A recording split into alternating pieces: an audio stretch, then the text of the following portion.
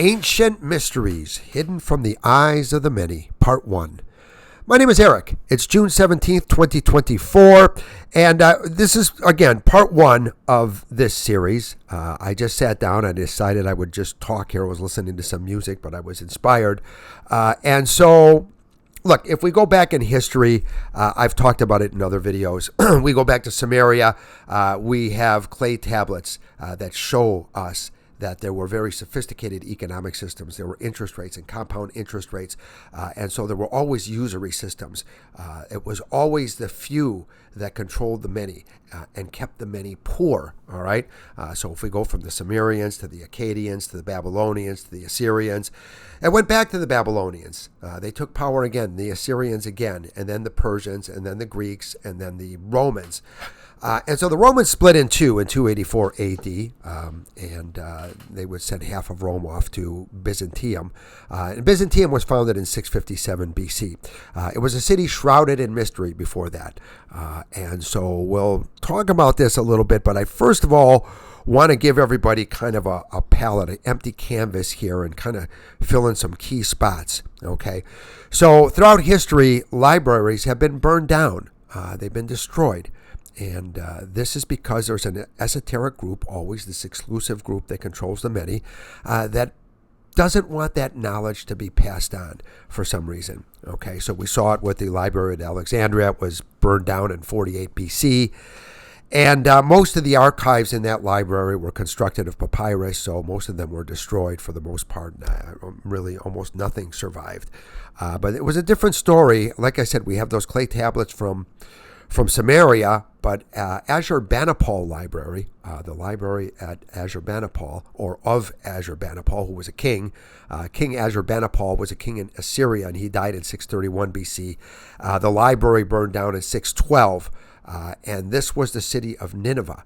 The city of Nineveh was constructed and founded in 6000 BC, and we know it today as modern-day Mosul in Iraq, where we, of course, destroy these cities, and we go in and do the same thing. They have these huge structures there, and there's always something going on beyond the immediate vision of the people. All right, so what happened at this library that was so different? Well, sorry about the noisy chair. 30,000 clay tablets survived, written in cuneiform, right? Akkadian and Sumerian. This would actually inspire the Rosetta Stone, two forms of Egyptian hieroglyphics and Greek. And of course, this would inspire Latin as well. So all of this very, very fascinating stuff. The cuneiform tablets were many. There were 30,000. As a matter of fact, the epic tale of Gilgamesh came from the library at Ashurbanipal. And so what we're told is that the fire actually solidified these clay tablets. Yes, it made them harder, and it preserved them to a greater extent. And you'll read, if you read about it, you'll see that most of the tablets are kept today in the British Museum. But most of them, right? What does that tell you? Not all of them. Just like the scriptures from Nag Hammadi, the Gnostic scriptures, and all over whether it be the Dead Sea Scrolls at Qumran, all of this stuff is sifted through, and many of the most important documents, which are, of course, containing things that most of us would never expect. And so, all right, so 30,000 clay tablets, and so this would inspire. Now, I want to go back now to 657 BC, the city of Byzantium, which was settled by the Greeks in that year. It was shrouded in mystery before that. We didn't know anything about it. And so we'll take you on a little trip here. So that was 657. We'll come all the way up to 284 AD now. There was a problem in Rome. The Roman Empire, for the most part, 31 BC to 476 AD. But Rome was splitting into, was beginning to fragment in 284. And Diocletian, the Roman general, assumed himself emperor, and he sent half of Rome off to Byzantium. And so, I think most of us should know that none of these people are in charge. We assume that they were in charge. There always have been very esoteric groups and families and tribes, whatever you want to call them, that actually control the leaders, whether they be the military leaders or the kings and queens and all of the leaders of any type of society, especially coming out of Mesopotamia, right? As we know, that Africa was the cradle of humanity and Mesopotamia the cradle of civilization. And so, yes, we had writing come out of here and really great technologies. We have very fascinating, perplexing pictures of the Sumerians and the Anunnaki, that had all these kind of computers on their wrist, these kind of wristwatch kind of deals, and they always had the head of like a bird and the human bodies. Always fascinating stuff. But anyway, let's move ahead. We're in 284. Diocletian sends that half off, and the first emperor to embrace Christianity. From what we're told, he had a couple of dreams where he saw Jesus, and this was Constantine. Okay, but in reality, it's very obvious. It's always the same thing. We see the statues at Easter Island. They're facing in. All of this was intended to make the people believe that they were being observed. This is a form of mass surveillance, and that's what they used Christianity for. And so it was Byzantine. Well, let's just put it this way. Constantine, let me take a little drink of water here. Constantine would become emperor in 306, and he would be emperor until 337. In 330, he made that trip to Byzantium, and he declared that city Constantinople in his own name, right? Okay. And so he had to maintain control of that city. So there were in all 11 Constantines. And as a matter of fact, Constantine the 11th was the final emperor of the Byzantine Empire. And as we know, the Byzantine Empire actually lost. It lost to the Ottomans in 1453, and that would be a big change for the world. So we know that these people, this was a mass migration for the most part. They had to go somewhere. This is like a diaspora of sorts. And so, we saw the Rothschilds show up in Frankfurt in 1570, and the Rockefellers in Rhineland, which is an adjacent area in Germany. And both of them were very, very busy. The Rothschilds would go on to have this dynasty, this banking dynasty. They funded both sides in the Napoleonic Wars. They would, of course, finance and supply both sides. That's how the wars work. This is something they've been doing forever. They clean up this way. And if they didn't have currency, they had traders and merchants, and they could have 0% interest rates and zero taxes to the people that they wanted to basically use as conquerors. All right, we saw this with Genghis Khan. Genghis Khan was able to breach the wall of China in 1211. He died in 1227, but he had a son and a grandson, and they followed in his footsteps. And of course, textbook history tells us that the Byzantines, which are the Romans, they had an alliance with the Mongols in 1263. It was well before that, but they helped them take over China. Right, so they were in China from 1211 until 1368 when China actually forced them out. Okay, so we went back from the Rothschilds and the Rockefellers to Genghis Khan because I want to remind everybody, all of these conquerors from Sargon the Great, Peter the Great, Cyrus the Great, Alexander the Great, William Wallace, Genghis Khan, they're all financed. This is not just something they always kind of skip this when they tell the story, right, about who financed them, who were these esoteric groups that had this goal of global hegemony and taking over everything. And China and Russia and Iran have always been the most important. Of course, China and Iran, the oldest civilizations on Earth and the wisest. And people don't seem to want to respect that, especially people who have the power at the time, right? And that's why they fail all the time. Okay, so we know we have the Rockefellers, of course, founded Berenberg Bank in 1590. Now that's the second oldest still operating banks. So these are all banking families. They came out of. So let's explain this a little further here. The topography and the geographic location is so important. That will come up again later. But when you look at this city, which was Byzantium, and it became Constantinople, this was the gateway of trade between Asia, Africa, Europe, and the Middle East. So just look at it that way, right? From the Black Sea, and later this, like I said, will figure in prominently for Russia, because there's only one way to enter the Mediterranean Sea from the Black Sea. You have to bypass Istanbul utilizing the Bosphorus Straits.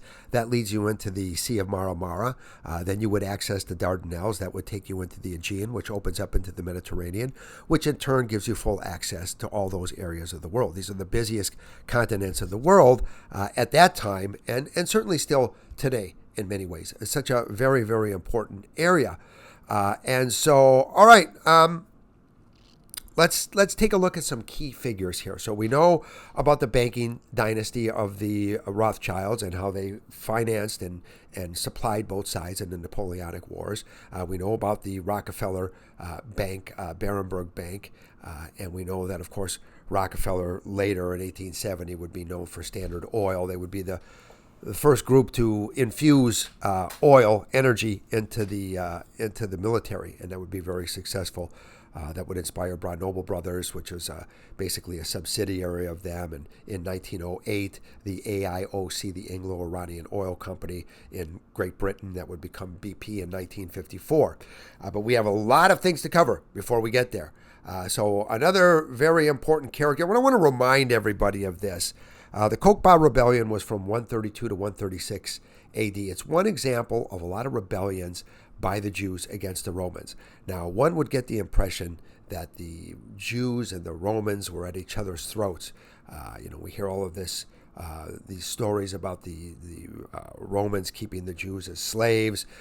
And so many of the stories are obfuscated. It's just kind of like mythology. If you look at Egyptian mythology, it's the same way. They obfuscate everybody by giving you a number of different narratives. So nobody knows exactly which narrative is actually correct. And usually what happens with the people that control history, so let's remind you of Orwell's quote, those who control the past control the future, and those who control the present control the past.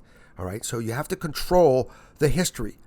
And if you want to control the present and the future, you have to control what people believe happened in the past. Okay, so all of this stuff, very fascinating, it's all about control, and we'll get a better look at this as we move on. So I think one thing that's really important to remember is that the Romans and the Jews were always like this. Doesn't matter what the books tell you, you can figure it out, because life is a set of reflections, and things are the same today as they were back then. It's always the top 10% or so that control everyone else. 90% of the Jews were poor, 90% of the Romans were poor. Look it up, all right? This is how it works. The business class got along very well. The Romans always admired the Jews and how well they took care of business and how well they ran their businesses. And so they used them as basically an influence as a blueprint to do things correctly. All right. So knowing this ancient history, Rome produced crazy events like Saturnalia. They worshipped god Saturn, and there was a great Star Trek. It was called what was it called? Return of the Archons. And these writers are they're so prolific, and they're so engaging, and they're so contributory because they're such great readers. They're such great literary figures because they're so literate, right? They've read so much. So Saturnalia was like this event that happened at a stroke of midnight. They came on this planet, and the people would just go nuts. They would just destroy the town. They would beat everybody up. They would rape and pillage, and everybody was beat up at the end. And then nobody was held accountable after that. And that's what Saturnalia, I think, if I'm not mistaken, was a full 7 days, right? So there were a lot of things that we don't hear about, but all of this had to do with child sacrifice, had to do with worship of demons. Even in the Bible, we know that the Israelites worship Moloch, which was the god of child sacrifice. So there's a lot that actually goes into this as we move along. But remember, Egyptian mythology is like that too. I brought that up. If you look at Geb and Nut, who were the mother and father of Osiris and Set. And Set, of course, killed his brother Osiris, chopped him up into pieces. And Osiris was married to his sister Isis, and Isis had a sister Nephthys. Of course, Osiris and Isis produced a child, Horus. And if you look at these stories, they're completely different. It's the same thing that's true with the ultimate justice. We had these gods from India. We had Brahma, the god of creation, Shiva, the god of destruction, really the cosmic dance, pretty much the god of everything. But Vishnu was the balancing power between these. In Egypt, we had Anubis, which was the god of basically the god of death, right? Of basically preparing people for the next life. And so Ma'at was the goddess of truth, justice, and harmony. And Amit or Amut, they change it wherever you find it, was the demoness who actually devoured the heart. You've seen that picture of Ma'at measuring the heart against the feather, right? And if it didn't measure up, the heart was devoured by the demon. I should say the demoness, Amit or Amut. So all of these things, we have so many different narratives, so many different stories, or different versions of them all the time. And like I said, this is an intentional pursuit of obfuscation and making things a little bit more difficult to pin down. All right. So again, 1453, we see what happened with the Ottomans. They defeated the Byzantines. The Byzantines, of course, were not happy about this, but they made all this money. So what I want to remind you about that gateway of trade is that they made all this cash. Not only did they have these usury systems where they kept 90% of the people poor and doing all the work, as always, this is the system. Nobody dreams about being a garbage man as they're growing up, right? But when you keep people down in certain neighborhoods, you keep them down with regard to education, and obviously this is true with the military. Throughout history, you keep people very, very poor. You have a stratification of status, so that you can offer them travel, you can offer them education, things that they normally couldn't afford in their bracket, right? Okay, so we see things moving along here, and we have this occultist stuff. And later this would unfold into different forms of Kabbalah. We saw Sabbatai Zevi, who was the father of the Donmeh. These are interesting groups. The Ashkenazi Jews, very interesting. The Khazars, and the Donmeh is a Turkic word, but it meant crypto-Jew. And Sabbatai Zevi was born in 1626. He died in 1676. And this was a very dark form of Kabbalah. Very fascinating stuff. And he would have to assimilate into the Ottoman Empire and he would, of course, pretend to be a Muslim. But he never changed and he and his followers never changed their ideology. They were still dark Kabbalists. And that's what they practiced. They kept this magic, and it would keep them very powerful. And they had money throughout this time period where the Byzantines made all this money through trade. They were actually sending money back to Rome and to what would later become the Vatican. And this was not, again, like I said with Constantine, these people were not religious. The families that owned the churches were not religious at all. They were very, very wealthy, and they controlled everyone else. And so, all right, I'm not going to allow this to become too long. I'm giving everybody a little bit of a history on how all of this developed and how, our influences were inspired through all these different groups of people. Once again, the Sumerians, the Akkadians, the Babylonians, the Assyrians, the Persians, the Greeks, and then later the Romans. And the same dark Kabbalah, the same magic, the same powers, the same knowledge, all of this was passed down. And you see the influence in Washington, D.C. and many areas with regard to political buildings. The obelisks that you see, like the Washington Monument. These come out of Egypt. They come out of Mesopotamia. And like I said, this city of Nineveh, very, very mysterious. 6,000 B.C. it was actually founded. So, and same thing is true with the library. So remember, libraries throughout history, if you look up how many libraries have been destroyed in order to hide the knowledge, to destroy the knowledge. And all of this knowledge is always kept within an esoteric group of people. All right, so we'll talk more about this in part 2, but this is the beginning, and I appreciate whoever might happen to fall upon this and listen to it. So my name is Eric, and this is part 1, and it is the 17th of June, 2024. Hope you enjoyed it.